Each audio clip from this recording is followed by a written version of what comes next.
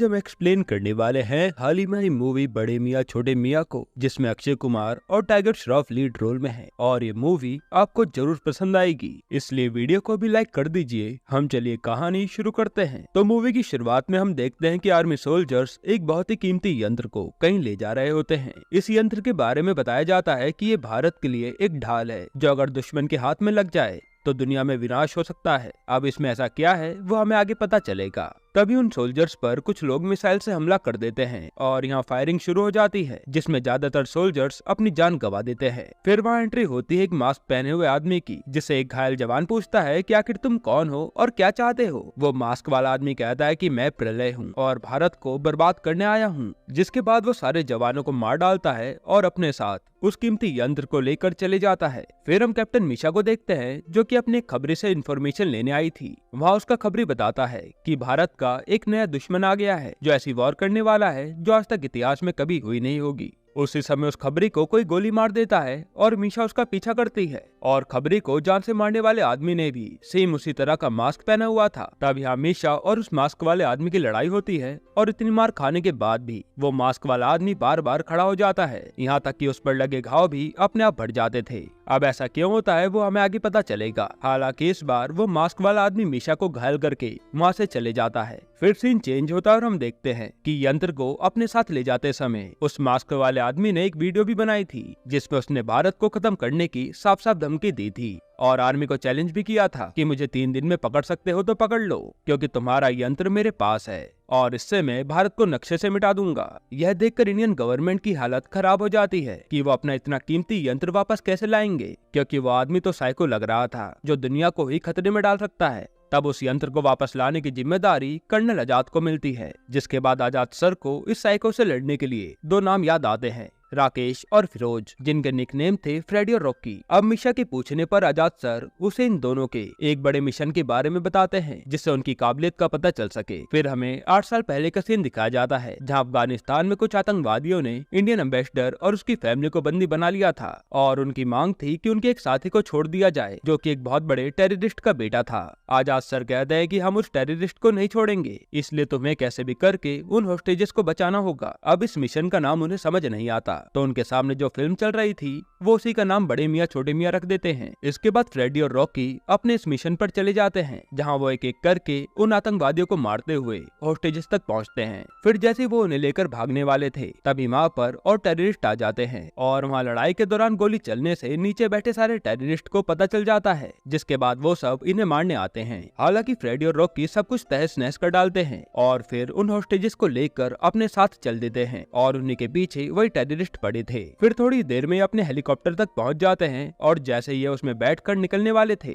तब Freddy Rocky से पूछता है कि ट्रिगर कहाँ है। असल में फ्रेडी ने कार में बॉम्ब फिट कर रखा था, पर उस ट्रिगर को रॉकी कार में ही भूल गया था। अब फ्रेडी बार बार ट्रिगर का नाम लेता है तो टेररिस्ट के लीडर को लगता है कि ये कुछ जरूरी चीज है और वो उसे हाथ में पकड़कर फ्रेडी को चिढ़ाने लगता है कि इसे दबा दो क्या। यहाँ फ्रेडी एक्टिंग करता है कि ऐसा मत करना वरना हम मारे जाएंगे और वो लीडर उसे दबा देता है, जिससे जोरदार धमाके में वो सारे टेररिस्ट ही मारे जाते हैं। अब ये खतरनाक मिशन बहुत ही अच्छे से पूरा हुआ था, जिसके कारण इन दोनों की खूब तारीफ होती है। फिर प्रेजेंट में आजाद सर कहते हैं कि बाद में किसी कारण से उन दोनों का कोर्ट मार्शल करके उन्हें सीना से निकाल दिया गया था। अब ऐसा क्यों वो हमें आगे पता चलेगा। फिर आजाद सर मिशा को कहते हैं कि तुम इन दोनों का पता करो कि ये कहाँ पर हैं और इन्हें कैसे भी मनाकर हमारे मिशन के लिए लेकर आओ। जिसके बाद मिशा पहले तो रॉकी के पास जाती है जो कि अब फायर ब्रिगेड में जॉब कर रहा है और यहाँ वो पहले मना करता है, लेकिन फिर तुरंत मिशा के साथ मिशन पर चल देता है। फिर ये दोनों फ्रेडी को लेने जाते हैं जो अब एक ऑयल फैक्ट्री में काम करता है और वो दोनों के साथ आने के लिए मना कर देता है कि मैं इतनी बेइज्जती होने के बाद सेना में वापस नहीं आऊंगा। तब रॉकी उसे समझाता है कि देश को हमारी जरूरत है, लेकिन फ्रेडी का जवाब ना ही था। जिसके बाद रॉकी और मिशा ही इस मिशन को पूरा करने चल देते हैं। अब ये दोनों लंदन पहुंच जाते हैं क्योंकि इन्हें इन्फॉर्मेशन मिली थी कि वो यंत्र लंदन पहुंच चुका है और वहाँ वो एक हैकर से मिलते हैं जिसका नाम पैम होता है और पैम उन दोनों को अपने साथियों से मिलवाती है, जिसके साथ मिलकर ये अपने मिशन को अंजाम देंगे। अब इन्हें ये तो पता था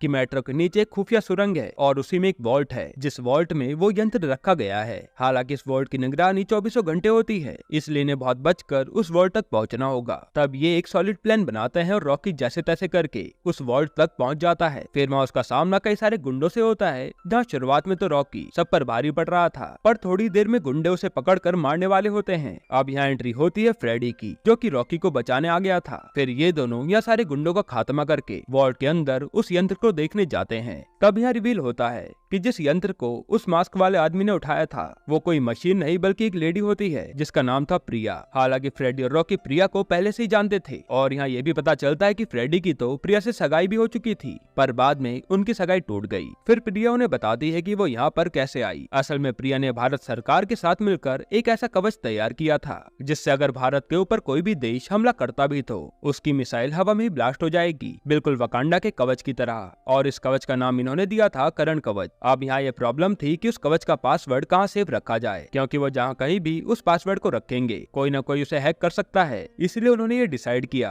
कि ये लोग उस पासवर्ड को प्रिया के दिमाग में फिट कर देंगे, क्योंकि कोई कितना ही जीनियस क्यों ना हो ह्यूमन ब्रेन को हैक नहीं कर पाएगा। इसी कारण से उस मास्क वाले आदमी ने प्रिया को उठा लिया था। हालांकि यहाँ फ्रेडी अपना दिमाग चलाता है और कड़ी से कड़ी जोड़ता है, तो उसे पता चलता है कि मास्क वाले आदमी की प्लानिंग तो कुछ और ही है। असल में उसने जानबूझकर यंत्र से ट्रैकिंग डिवाइस नहीं हटाई ताकि ये दोनों उसका पीछा करते करते यहाँ तक पहुँच जाएं। यानी उसने प्लानिंग करके रॉकी और फ्रेडी को यहाँ बुलाया है और अब ये सब यहाँ फंस चुके हैं। फिर फ्रेडी कैमरे पर देखकर कहता है कि हम तुझसे डरने वाले नहीं हैं, और ये सब इस साइड मास्क वाला आदमी देख रहा होता है। वहीं हम देख पाते हैं कि इस मास्क वाले आदमी ने तो कर्नल आजाद को भी अपना बंदी बना लिया है। तभी फ्रेडी की साइड बड़ा सा धमाका होता है और ये सब घायल हो जाते हैं। अब अधमरी हालत में फ्रेडी देखता है कि कुछ लोग प्रिया को अपने साथ ले जा रहे हैं। तब ये सब हिम्मत करके उन लोगों का पीछा करने लगते हैं। फिर फ्रेडी और रॉकी जैसे तैसे करके उन लोगों की कार तक पहुंचते हैं और वहाँ जोरदार लड़ाई शुरू हो जाती है। यहाँ इनके सामने एक मास्क वाला आदमी था जिसने शुरू में भी मीशा को घायल किया था। वो फ्रेडी और रॉकी दोनों पर ही भारी पड़ रहा था, पर फ्रेडी जैसे तैसे करके उसे नीचे गिरा देता है। फिर ये लोग जैसे प्रिया को लेकर वहाँ से जाने लगते हैं, तब इन्हें काफी सारे लोग आकर घेर लेते हैं और बंदी बना लेते हैं। तब यहाँ पर असली मास्क वाले विलन की एंट्री होती है। वो कहता है कि हर दुश्मन कभी न कभी दोस्त जरूर होता है, और वो अपना फेस रिवील करता है। और इस मास्क वाले आदमी का नाम होता है कबीर, जो कि रॉकी और फ्रेडी का कभी बेस्ट फ्रेंड हुआ करता था। इसके बाद कहानी 7 साल पहले जाती है, जहाँ कबीर भी पहले इन्हीं के साथ मिलिट्री फोर्स का हिस्सा था और उसने 15 साल लगाकर एक ऐसा क्लोन बनाया था जो अपने दिमाग से सोच सकता है। और यहाँ कबीर का कहना था कि अब से हमारे देश के जवान शहीद नहीं होंगे, और अगर कोई मरेगा तो वो क्लोन होंगे, क्योंकि अब कबीर ज्यादा मात्रा में क्लोन बना सकता है। यह आइडिया इनके हेड को भी काफी पसंद आता है, लेकिन यहाँ कबीर एक बात ये भी कहता है कि इन क्लोन के ब्रेन को एक हेड कंट्रोल करेगा, जिसके कहने पर क्लोन किसी भी हद तक जा सकता है। यह सुनते मिलिट्री वालों को ये बात पसंद नहीं आती, क्योंकि अगर ये क्लोन किसी गलत इंसान के हाथ में लग गए तो वो इससे भारत को ही नुकसान पहुंचा सकता है। फिर इस प्रोजेक्ट के लिए वोटिंग कराई जाती है कि इसे चलने दिया जाए या बंद कर दिया जाए, जिस पर फ्रेडी और रॉकी प्रोजेक्ट को बंद करने के लिए हाथ उठा देते हैं और सबकी मंजूरी से उस प्रोजेक्ट पर बैन लगा दिया जाता है, जिसमें कबीर की 15 साल की मेहनत बर्बाद हो गई। और कबीर ने आर्मी वालों को काफी भला बुरा कहा, जिसके बाद उसे बेइज्जत करके वहाँ से भगा दिया जाता है। हालांकि कबीर गुस्से में अपनी लैब पर जाता है और अपनी पूरी टीम को क्लोन बनाने के काम पर लगा देता है कि अब मैं इसे भारत के दुश्मन देश को बेचूंगा, जो बात प्रिया अपने सर को बताती है। और फिर फ्रेडी और रॉकी को ही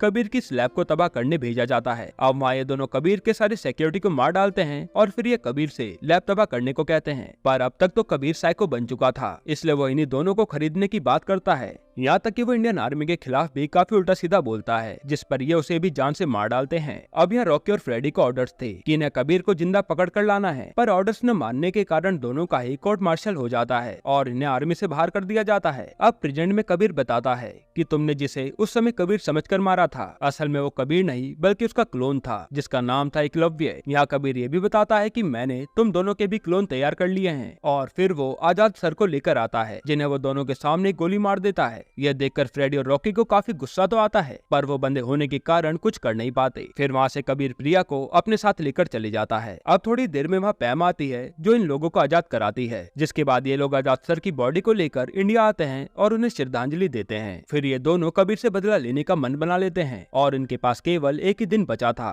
कबीर को पकड़ने के लिए, वरना कबीर भारत का वो कवच हटाकर उस पर हमला कर देगा, जिससे भारत तबाह हो सकता है। इसके बाद ये दोनों ज्यादा समय वेस्ट नहीं करते और अपने सुपीरियर की परमिशन लेकर ये कबीर के अड्डे पर पहुंच जाते हैं और वहाँ जोरदार फाइटिंग शुरू हो जाती है, जहाँ ये कबीर की पूरी फौज को मार गिराते हैं। इसके बाद इनका सामना अपने ही जैसे दिखने वाले क्लोन से होता है, जो इन दोनों पर भारी पड़ रहे थे और उन पर किसी भी वार का कोई असर नहीं हो रहा था। ये क्लोन बार बार मार खाते और फिर एनर्जी से लड़ने लगते। तब फ्रेडी और रॉकी एक प्लान बनाते हैं और उन दोनों को एक बड़े से ट्रांसमीटर के पास लाकर धमाका करके उसमें ढकेल देते हैं, जिसमें वो क्लोन वहीं जलकर मारे जाते हैं। इधर कबीर प्रिया के ब्रेन से करंट कवच का पासवर्ड निकाल लेता है और भारत की प्रोटेक्शन को ऑफ कर देता है। फिर वो कई सारी मिसाइल भारत की तरफ लॉन्च भी कर देता है, जिसके बाद फ्रेडी और रॉकी सीधा कबीर से आकर भिड़ जाते हैं। और यहाँ कबीर इन दोनों पर ही भारी पड़ रहा था, क्योंकि उसने टेक्नोलॉजी की हेल्प से खुद को पावरफुल बना लिया था। अब ये दोनों कबीर से खूब मार खाते हैं। फिर जब कबीर इनकी बेइज्जती करता है तो दोनों को काफी गुस्सा आता है और फिर ये उसे करंट की मदद से जान से मार डालते हैं। हालांकि अब यहाँ वो मिसाइल भी भारत में एंटर करने वाली थी,